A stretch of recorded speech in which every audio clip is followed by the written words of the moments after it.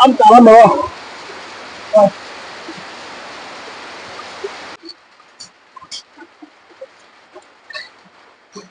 Thế nên rồi chứ. Hả đâu mẹ. Là không biết tại. Ở đây bây giờ saya lagi dulu kan tare soalnya itu macam. Hi guys, mẹ mình đâu mà đi bây giờ nó phụ lại mẹ mà đi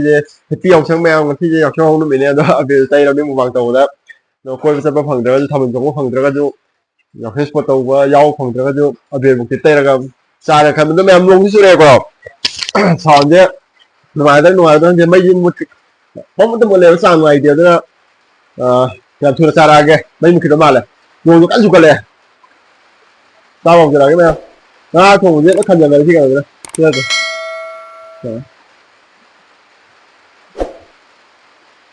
họ đi ra cả lam đi mấy vụ trong ai tiêu mày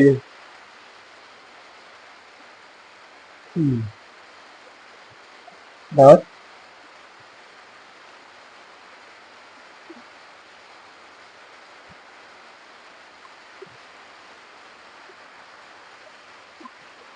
thật đi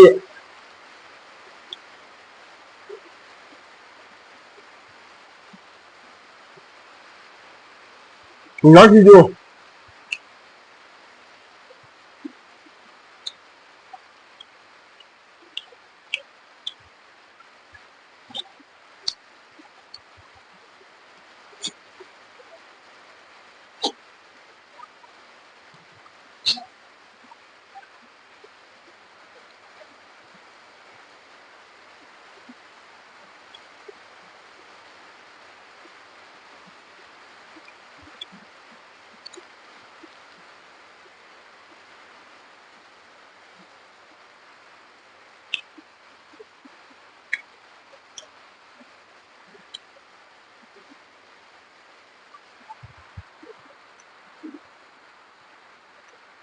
mày cầm hồi mình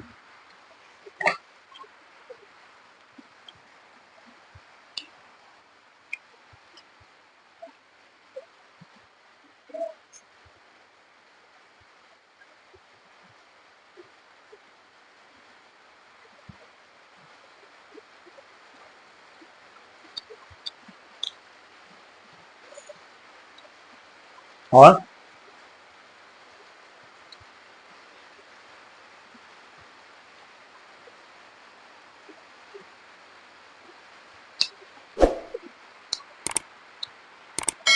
hello mày không chọn hướng lạc con ra ngoài phải ba tinh tập làm gì proprio ở số đó mày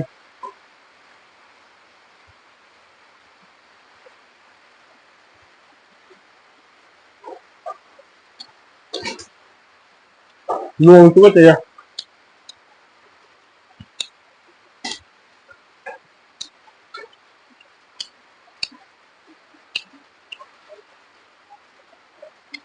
hỏi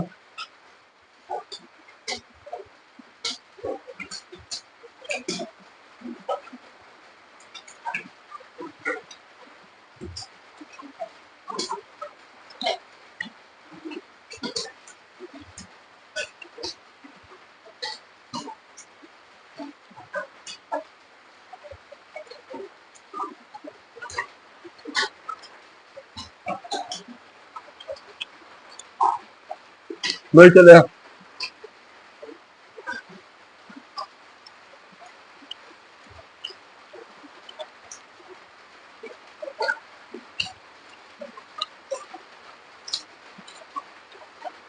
không ai cho bắt thua rồi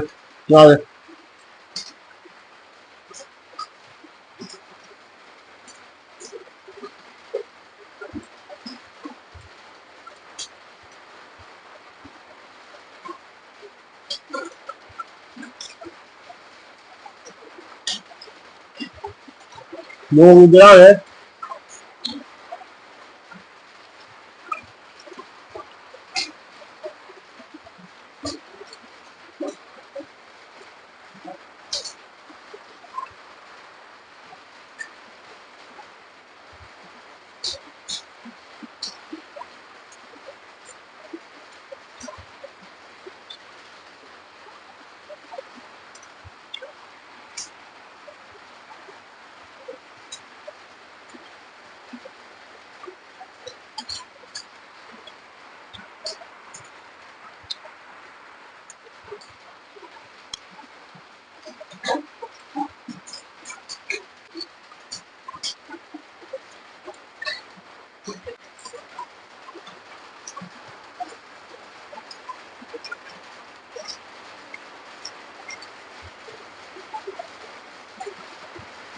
เพื่อนไม่ให้ลงเยอะ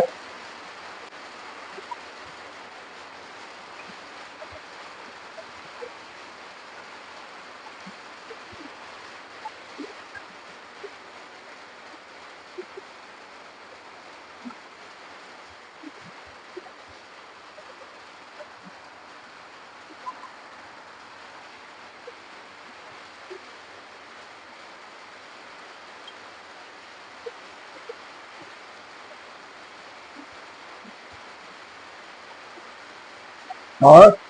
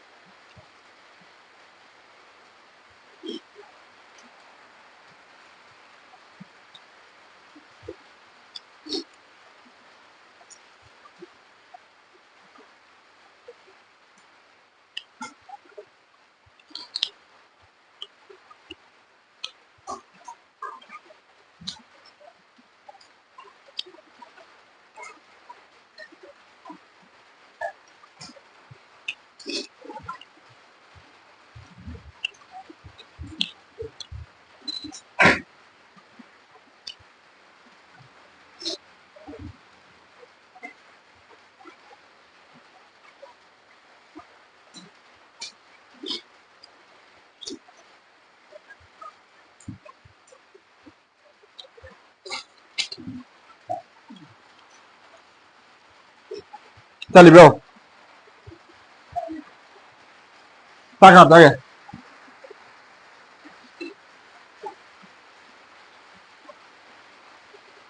ตาขับได้ไงไม่ขนาดนั้น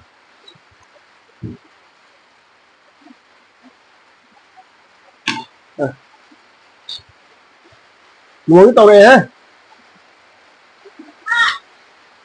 ลุงนี่ละ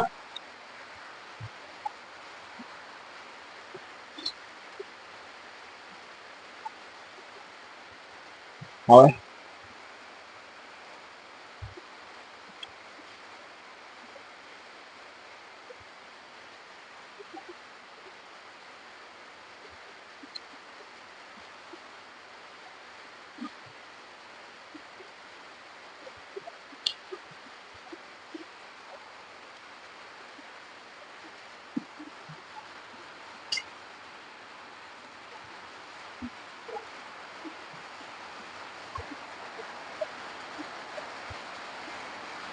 เอาเดี๋ยวก็ยาวไป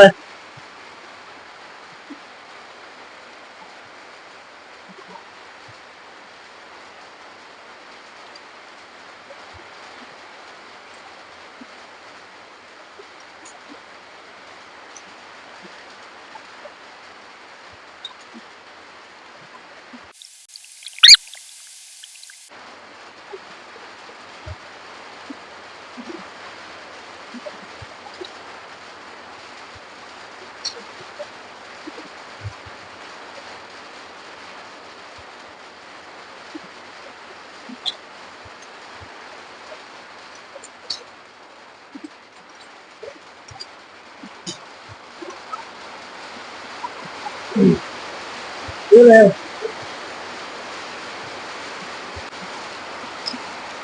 อ้ำจ่าแล้วมั้ง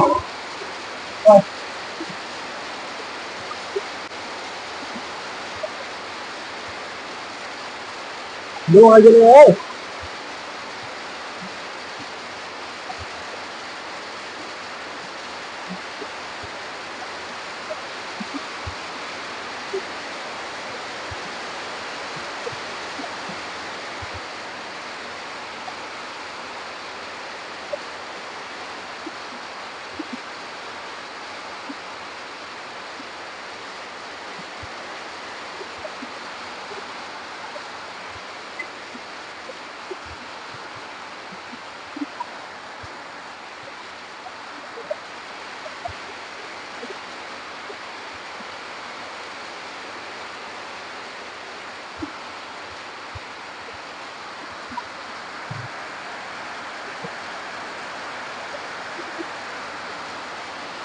Halo